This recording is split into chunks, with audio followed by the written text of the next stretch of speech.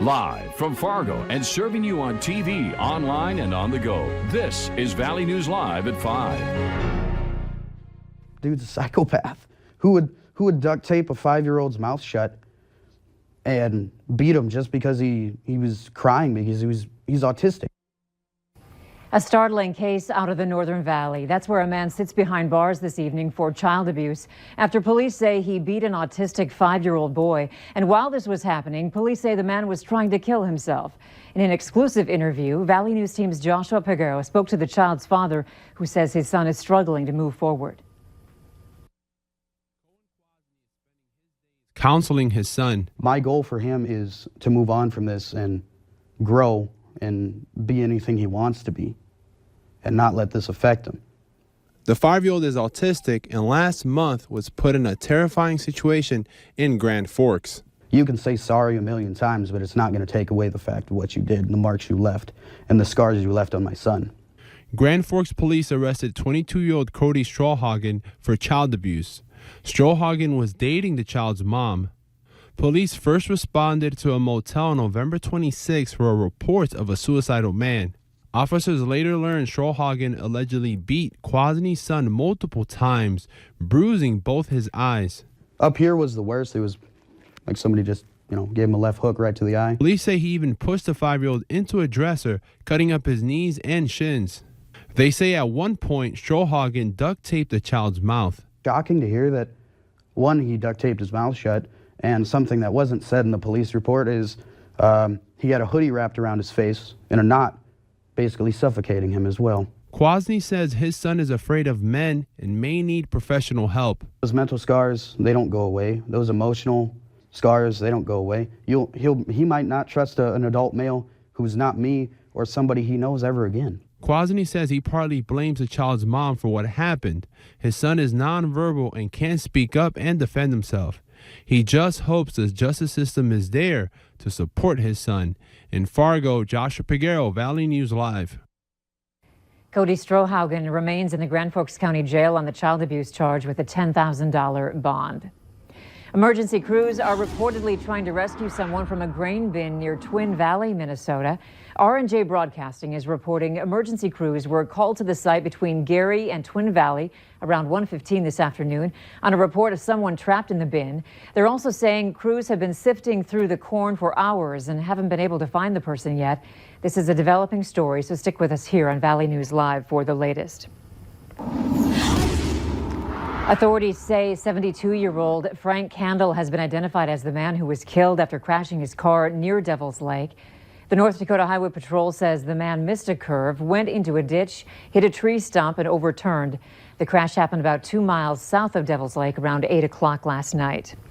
Hopefully you enjoyed the warmer temps because we're starting to cool off a bit. Hutch joins us now in your No Wait weather with a look at the rest of our evening. Hutch, any concerns? Oh, yeah. Northern Minnesota had a few flakes of snow earlier in the day. Those have since moved off. Take a look at the winds, though. This is from a view at the Dakota Magic Casino where they're whipping the flags up. A few clouds out there as well. Look at the cold air to the north. We have temperatures in the teens for Grand Forks, holding on to near 30, though, in the Southern Valley and in Lakes Country. That snow this morning is pushed off into the Lake Superior area.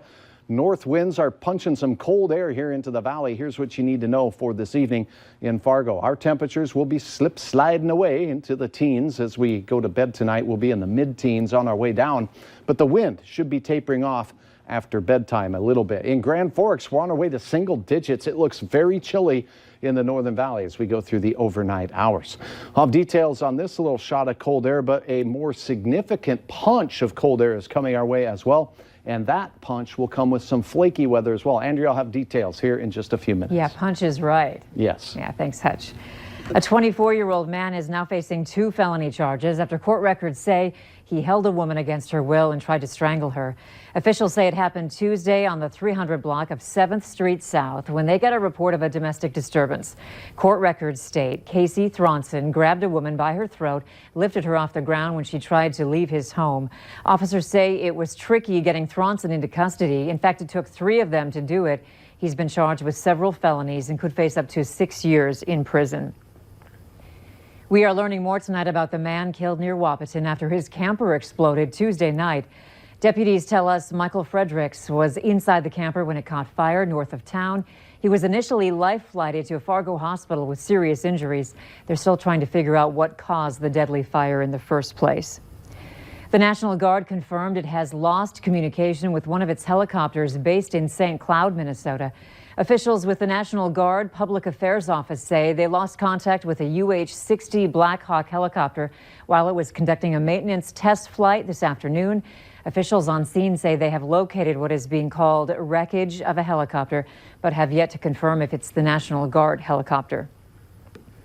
An investigation continues right now at Joint Base Pearl Harbor Hickman Navy Region, Hawaii. A day after the historic site was rattled by gunfire, a sailor killed 2 civilian workers and wounded a third before turning the gun on himself. Jay Gray has the latest. There is an uneasy tension and sadness at Pearl Harbor right now after a sailor opened fire at the Navy shipyard, killing 2 civilian Department of Defense workers and wounding a third before killing himself. Certainly a tragedy for everyone here, but certainly our sincere thoughts are with the families of the victims and everyone involved. Investigators still trying to piece together how and why it happened. The gunman was assigned to the submarine USS Columbia. It's still not clear if he knew his victims. We'll be looking at every aspect of it, what lessons we can learn, what additional security procedures would be needed. The deadly shooting comes during what is a solemn week at the historic base. Saturday, marking the 78th anniversary of Japan's sneak attack on Pearl Harbor. Wednesday's gunfire just across the harbor from the iconic memorial to the men and women who were killed during the air raid that pulled the U.S. into World War II. Jay Gray, NBC News. Officials say the Pearl Harbor Memorial is about a mile away from where the shooting took place. Speaker of the House Nancy Pelosi says she has asked the House Judiciary Committee to proceed with drafting articles of impeachment against President Trump. During her scheduled briefing, Speaker Pelosi said moving forward with impeachment is heartbreaking. She also explained that the Ukrainian situation changed everything. As she walked away from the podium, a reporter questioned whether she hates President Trump. This is about the Constitution of the United States and the facts that lead to the president's violation of his oath of office. And as a Catholic, I resent your using the word hate in a sentence that addresses me. I don't hate anyone. Pelosi stated she always prays for President Trump. Good news about those annoying robocalls. The House passed a bill making it harder for the calls to get through. The measure was approved by a margin of 417 to 3 with support from the Senate. Now it will likely make its way to President Trump's desk by the end of the year. The Traced Act, named after its sponsors in the House and Senate, would push carriers to implement a caller authentication system. The bill also requires companies to block robocalls for free, buying government regulators more time to find and penalize scammers. The USDA has announced a final SNAP rule that could mean nearly 700,000 Americans will lose food stamps. The program was only meant to help fill the gap for 3 months, but states could apply for waivers. Ag Secretary Sonny Perdue says this rule tightens those waivers, restoring the system to how it was originally intended by Congress. Even with 3.6% unemployment today, more jobs than we have people to find them, we're still at 36 million people. So we've created, unfortunately, we've created habits out there that are not good for the economy, not good for individuals, and not good for restoring the dignity of work sociologically. Able-bodied adults ages 18 to 49 move towards self-sufficiency and into employment. The program does not apply to dependents, those with disabilities, or the elderly.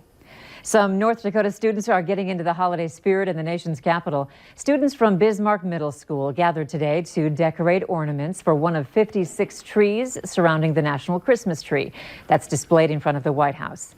The smaller trees are surrounding the National Tree in President's Park.